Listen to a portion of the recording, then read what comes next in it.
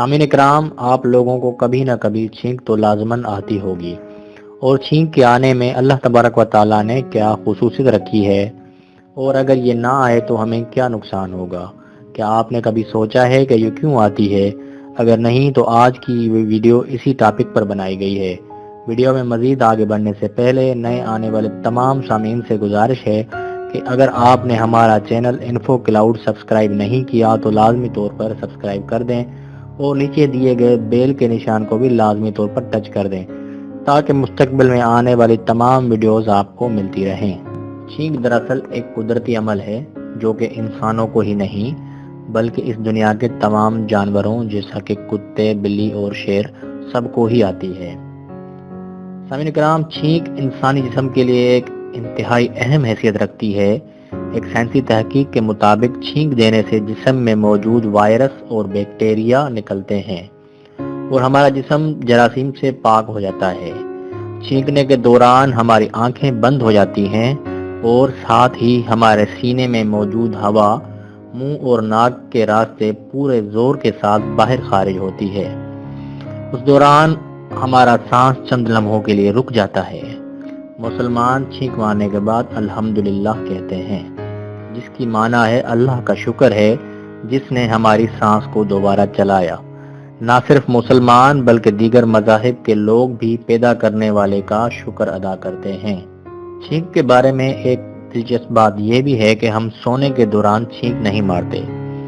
سائنسدانوں کا کہنا ہے اگر چھینک آئے تو اسے روکیے مت، کیونکہ اس طرح خون اور دماغ کی شریانوں پر دباؤ آئے گا اور یہ صحت کے لیے بہت زیادہ نقصان دہ ہے۔ ماہرین کا کہنا ہے کہ چھینک کے دوران 5000 قطرے فی گھنٹہ کے حساب سے ہمارے ناک سے نکلتے ہیں، جو کہ 10 منٹ تک ہوا میں موجود رہتے ہیں۔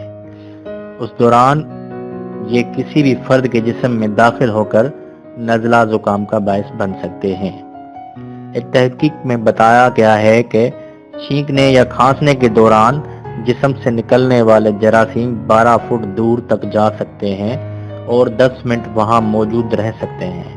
اور تحقیق میں یہ بھی بتایا گیا ہے چھینک یا کھانسی آنے کی صورت میں منہ ڈھانپ لینا دیگر افراد کو زکام سے بچا سکتا ہے۔ سامعین اکرام، یہ وہ احتیاط ہے جو سنت رسول صلی اللہ علیہ وآلہ وسلم میں بھی ہمیں ملتی ہے، اور اس حوالے سے کئی احادیث بھی موجود ہیں۔ اس تحقیق کے دوران یہ بھی جائزہ لیا گیا تھا کہ کسی کے چھینک یا کھانسنے کے دوران خارج ہونے والے جراثیم کس طرح کے لوگوں پر اثر انداز ہوتے ہیں۔